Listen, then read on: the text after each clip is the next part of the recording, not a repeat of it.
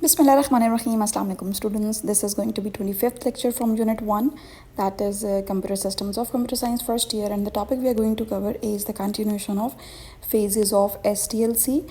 And in today's lecture we are discussing about the deployment phase of STLC, and this is also known as the implementation phase of STLC.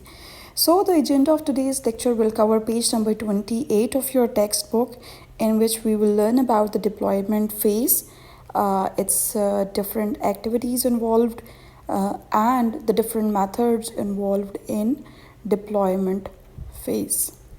So let's get started. This is going to be very easy topic.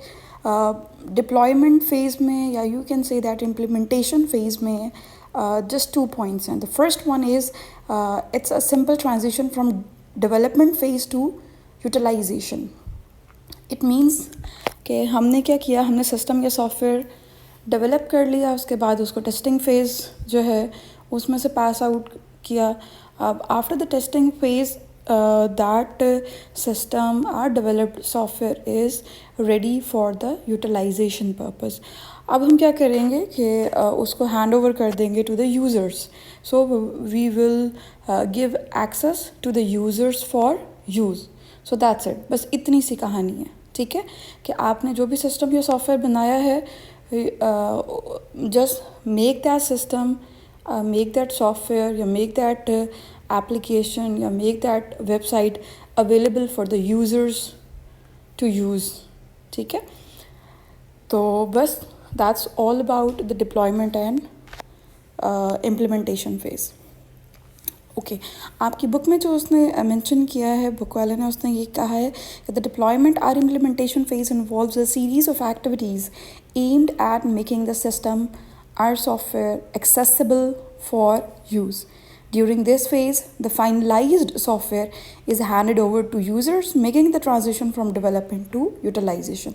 So that's all about the introduction of development phase, जिसमें हमने simple जो है वो उस system या software को available कर दिया ताकि यूज़र्स उसको यूज़ कर सकें. Now the question is, what are the activities involved during development phase, और you can say the implementation phase. So following are the main activities that are involved during the development and implementation or implementation phase. The first one is the installation and activation of hardware and software. मतलब इस phase में जो first one activity है वो ये है कि आप जो है मेक श्योर करते हैं installation and activation of the hardware and software. जाहिर बात है, हार्डवेयर एंड सॉफ्टवेयर को इंस्टॉल किया जाएगा. जो भी नेसेसरी हार्डवेयर एंड सॉफ्टवेयर ज़रूरी होगा to run that software, to run that system, to run that particular app, तो उसके लिए जो नेसेसरी हार्डवेयर एंड सॉफ्टवेयर होगा उसकी इंस्टॉलेशन मेक श्योर की जाएगी एंड द एक्टिवेशन. ठीक है, कि वो फुली फंक्शनल होना चाहिए. The second point is, in some cases the users and the computer operational personnels are trained on the developed software or system.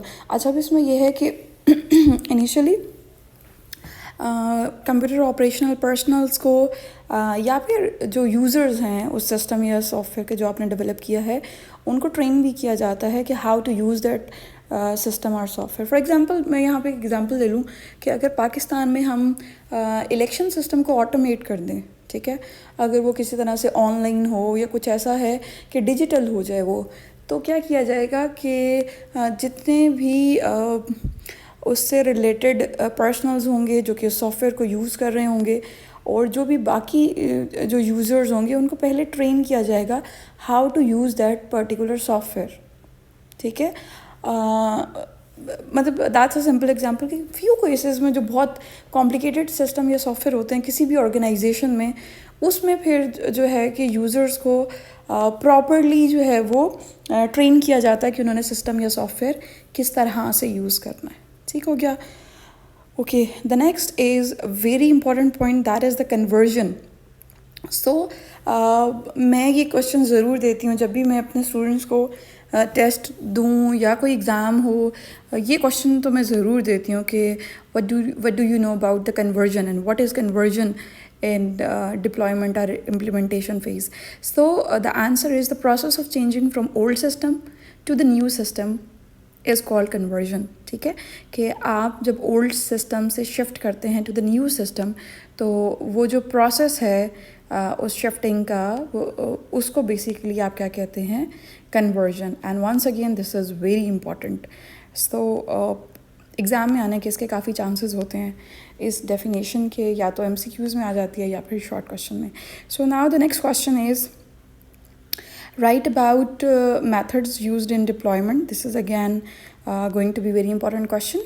So the answer is number one method, जो deployment या implementation of a system or software है, that can be executed through various methods. So very first one method is direct method. Direct method में होता ये है कि पूरे का पूरा old system जो है वो replace हो जाता है with the new system. Okay आपका पुराना सिस्टम था, उसको आप डिस्कार्ड कर देते हैं, उसको छोड़ देते हैं, पीछे कर देते हैं। ठीक है, एंड उसकी जगह जो है वो न्यू सिस्टम जो है वो इम्प्लीमेंट कर दिया जाता है एंड उसको यूज़ किया जाता है। ठीक है, अब इन्होंने इसमें लिखा है कि in this method the old system is entirely replaced by the new system simultaneously. ठीक है, the transition is abrupt and once implemented the old system becomes obsolete. Obsolete mean ख़त्म हो जाता है पुराना वाला सिस्टम और उसकी जगह नया सिस्टम आ जाता है। So that is direct method. Now second one method is parallel method. Parallel method में होता यह है कि ओल्ड सिस्टम और न्यू सिस्टम दोनों के दोनों एक सर्टन पीरियड ऑफ टाइम तक पैरेलली यूज़ होते रहते हैं। ठीक है, कुछ यूज़र जो हैं वो पुराना सिस्टम यूज़ कर रहे होते हैं, कुछ जो है वो जो न्यू सिस्टम है वो यूज़ कर रहे होते हैं। ठीक है, एक सर्टन टाइम पीरियड तक। वो इसलिए होता है ताकि न्यू सिस्टम से यूज़र्स जो हैं वो फेमिलियर हो जाएं, एंड जब तक वो फेमिलियर हो जाते हैं तो उसके बाद जो है वो ओल्ड सिस्टम को फिर after certain period of time उसको भी डिस्कार्ड कर दिया जाता है और उसके बाद यूज़र्स जो हैं वो शिफ्ट हो जाते हैं टू द न्यू सिस्टम। अब इसमें इन्होंने पैरेलल सिस्टम मेथड में इन्होंने कहा है the parallel method involves running both the old and new system concurrently for a certain period of time. ठीक है, this approach allows for the identification and rectification of major issues with the new system without risking data loss. अच्छा, अब ये किया जाता है कि why अगर parallel method यूज़ किया जाए तो क्यों यूज़ किया जाए, क्या उसका एडवांटेज है। तो उसमें ये जो लास्ट सेंटेंस है ये आप उसके आंसर में लिख सकते हैं कि जो पैरेलल मेथड की अप्रोच है it allows for the identification and rectification of major issues.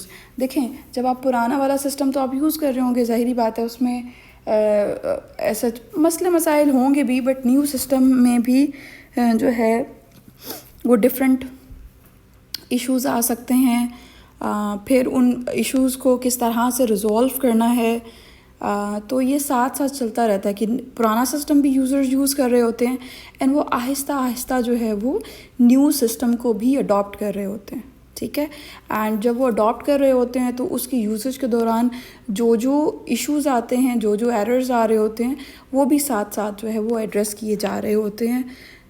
तो that is basically the parallel method.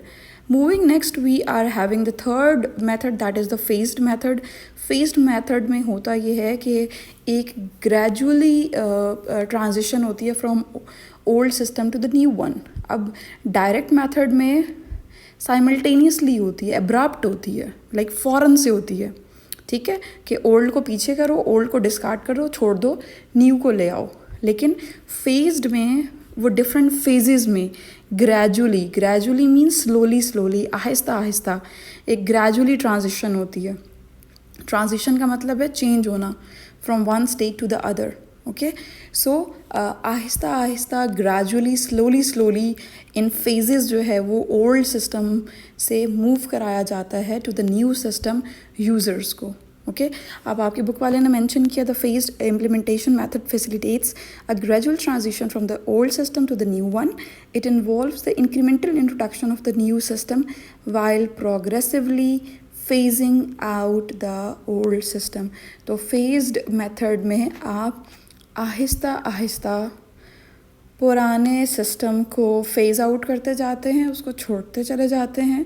ठीक है, और न्यू सिस्टम जो है वो ग्रेजुअली जो है वो Aahista Aahista with certain phases जो है वो एक्सेप्टेंस फेज़ में आता जाता है for the users. Okay, the fourth one बहुत मज़े का है, द पायलट मेथड। बहुत ईजी है पायलट मेथड में। होता ये है कि न्यू सिस्टम जो है वो इनिशियली डिप्लॉय किया जाता है for small number of users. आप बहुत लिमिटेड से लोगों के लिए उसको जो है वो डिप्लॉय करते हैं, वो उनको यूज़ करते हैं। फिर आप उसका फीडबैक देखते हैं कि न्यू सिस्टम का क्या फीडबैक है, क्या एरर्स आ रहे हैं। तो जो भी है उसको आप साथ सॉर्ट आउट भी करते रहते हैं, बट आप उसकी फ़ीडबैक देखते हैं।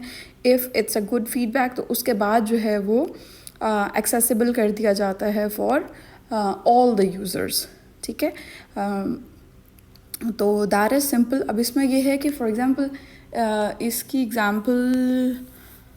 इसकी एग्ज़ाम्पल हाँ, फॉर एग्ज़ाम्पल फ़ेसबुक जब स्टार्ट हुई थी, ठीक है, तो फ़ेसबुक इनिशियली इस तरह की फ़ेसबुक नहीं थी जो आपको करंटली वर्जन नज़र आ रही है। मार्क ज़करबर्ग ने बेसिकली जो ऐप बनाई थी फ़ेसबुक की, वो अपने कॉलेज मेट्स के लिए उसने बनाई थी वहाँ पे, जिसमें जो है वो स्टार्टिंग में तो ये था कि पिक्चर शेयरिंग ही थी उस पर। तो वो क्या थी, वो एक लिमिटेड ऑडियंस के लिए थी, लिमिटेड यूज़र्स के लिए थी। आहिस्ता आहिस्ता फिर टाइम के साथ साथ जो है वो उसमें चेंजिंग्स भी आती गई as per the users feedback and the current version तो आपको पता ही है। खैर, तो ये पायलट उसमें नहीं पायलट मेथड में नहीं आता, ये बस मैंने ऐसे ही आपको एक एग्जांपल दी।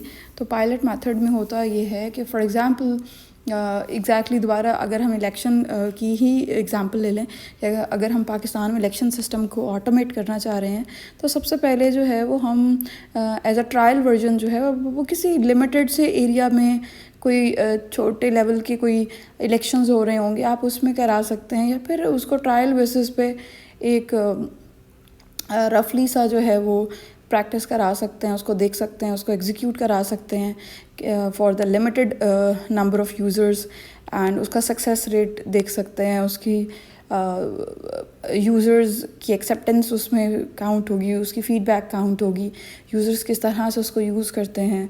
तो बहुत से एस्पेक्ट्स हैं, उसको टेस्ट किया जा सकता है उसके through.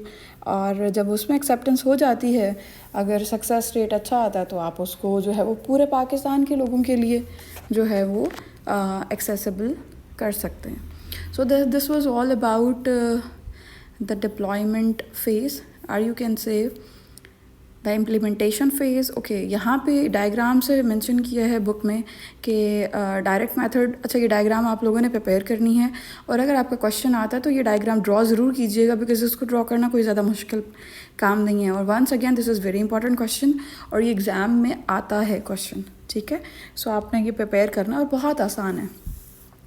So quickly let's have a recap कि डायरेक्ट मेथड में old system simultaneously and abruptly discard हो जाता है और उसकी जगह न्यू सिस्टम आ जाता है। पैरेलल में ओल्ड सिस्टम और न्यू सिस्टम इन पैरेलल चल रहे होते हैं कि ग्रेजुअली जो है हम ओल्ड सिस्टम को डिस्कार्ड कर रहे होते हैं और न्यू सिस्टम को अवेलेबल कर रहे होते हैं फॉर द यूज़र्स। फेज्ड में old system and new system, अब ओल्ड इसमें फेज्ड में we do have different phases, तो उन डिफरेंट फेजेस में जो है वो ओल्ड सिस्टम को आहिस्ता आहिस्ता डिस्कार्ड किया जाता है, और न्यू सिस्टम को जो है वो एक्सेप्टेंस फेज़ में लाया जाता है फॉर द यूज़र्स।